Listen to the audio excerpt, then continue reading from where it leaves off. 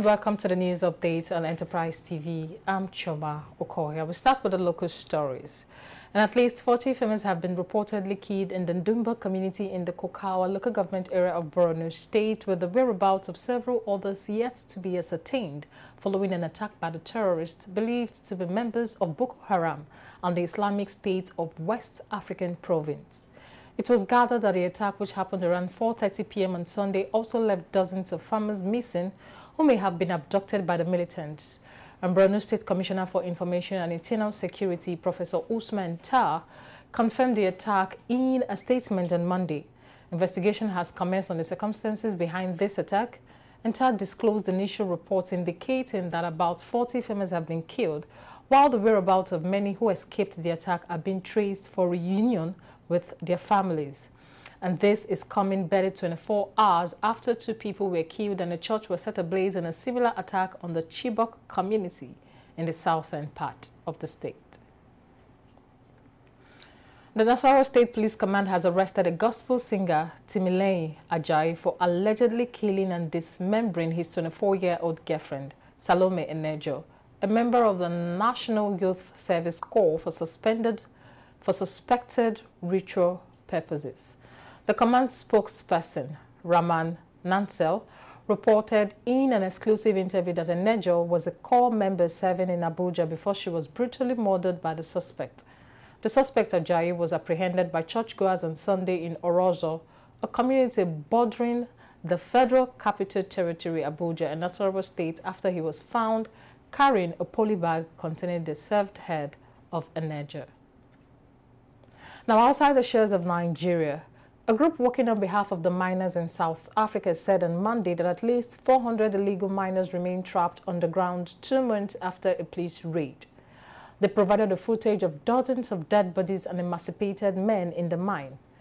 A spokesperson for the South Africa Police Service, SAPS, did not respond to a request for comment. Makosonke Bethelezi, spokesperson for the Department of Mineral Resources and Energy, said bodies had been retrieved from the mine, but said no further details could be divulged ahead of an official report. And reports counted what looked like 3 dozen bodies in the footage, and routers could not independently confirm that the body-shaped objects wrapped in plastic at the bottom of the mine shaft were corpses. The first film reportedly showed piles of miners' bodies wrapped in sacks and plastic, while living miners who are still stuck underground pleaded for help. And the second video showed shirtless miners looking emaciated with their ribs protruding.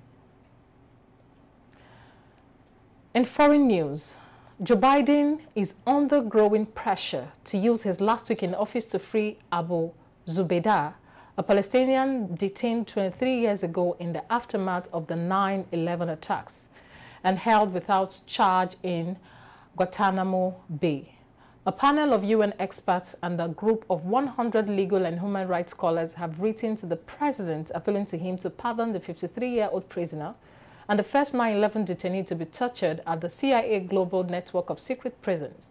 His immediate release and relocation to a third safe country are long overdue, and a group of 12 UN special rapporteurs on arbitrary detention, forced disappearances, and other human issues wrote in their letter to the outgoing president. Now, wrapping up with sport news, former world heavyweight champion Tyson Fury has announced his retirement from boxing. And Fury last fought in December when he lost his rematch against WBA Super WBC and WBO champion Alexander Usyk.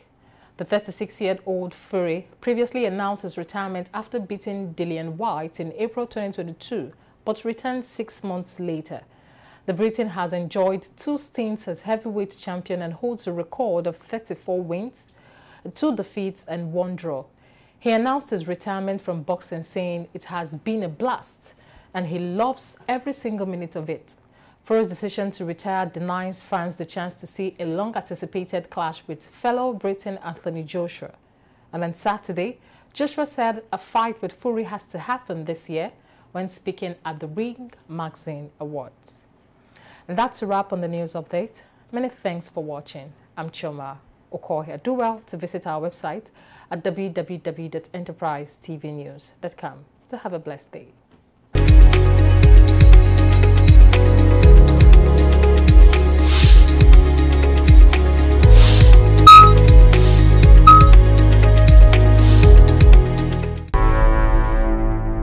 Enterprise TV, a tradition of truth.